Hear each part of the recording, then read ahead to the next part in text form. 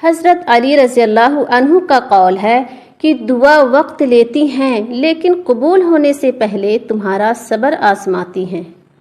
انسان اپنی دعاؤں سے ہی اپنا مقدر لکھتا ہے، اور انسان کی دعائیں ہی انسان تک وہ سب کچھ لے آتی ہیں جو اس کے نصیب میں بھی نہیں لکھا ہوتا۔ زبان کی حفاظت کرو کیونکہ عزت اور ذلت کی یہی ذمہ دار ہیں۔ غریبوں کے ساتھ بیٹھا کرو تاکہ تم شکر گزار بنو۔ لوگوں کے غلام مت بنو جبکہ اللہ نے تمہیں آزاد پیدا کیا ہے۔ ایک دوسرے کی قدر کرنا سیکھیں، نہ زندگی واپس آتی ہے نہ ہی لوگ واپس آتے ہیں۔ اللہ سے جب بھی مانگو اللہ ہی کو مانگو، کیونکہ اللہ کو پا کر کبھی کسی نے کچھ نہیں کھویا اور اللہ کو کھو کر کسی نے کبھی کچھ نہیں پایا۔ جب کوئی پریشانی نہ حل ہو رہی ہو اور نہ ہی ختم ہو رہی ہو تو آپ درود شریف کی کثرت کر لیں، مشکل ختم ہو جائے گی۔ اللہ پاک نے جن لوگوں کو تمہاری زندگی سے نکال دیا ہے ان کی فکر نہ کرو، اللہ وہ سب جانتا ہے جو تم نہیں جانتے۔ اللہ کی رضا میں راضی رہنا سیکھو، بہتر نہیں بہترین ملے گا۔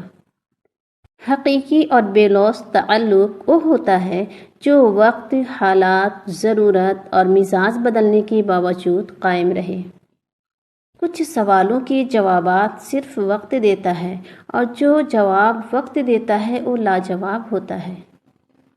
اے اللہ، میں آپ سے اچانک کی خیر کی خبروں کا سوال کرتی ہوں اور اچانک کی بری خبروں سے پناہ مانگتی ہوں۔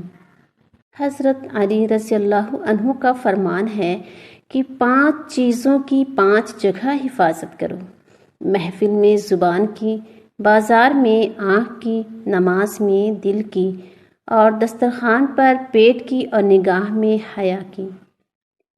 دنیا میں سب سے زیادہ مطمئن وہ لوگ ہیں جنہیں اپنے معاملات اللہ تعالیٰ کے سپرد کرنے کی عادت ہو۔ اللہ اس زبان سے نکلی ہوئی کوئی بھی دعا رد نہیں کرتا جو اس کے محبوب صلی اللہ علیہ وسلم پر درود شریف بھیجتی ہیں۔ عزت سے اپنی جگہ تنہا کھڑے رہنا اس ذات سے بہتر ہے جو آپ کی عزت نفس کو کچل ڈالے۔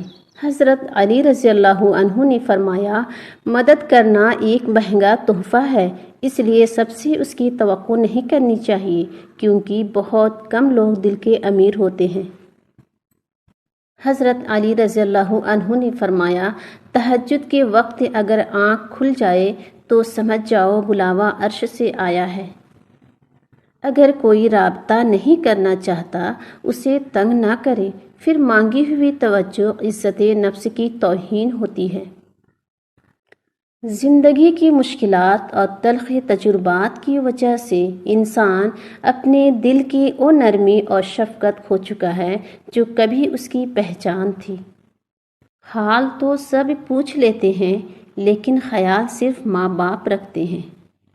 حضرت علی رضی اللہ عنہ کا قول ہے کہ ہر آنے والے نے ایسے پلٹ جانا ہے جیسے وہ کبھی تھا ہی نہیں۔ جس گھر کی خواتین میں سے کسی کا نام فاطمہ ہو اس گھر میں غریبی داخل نہیں ہوتی۔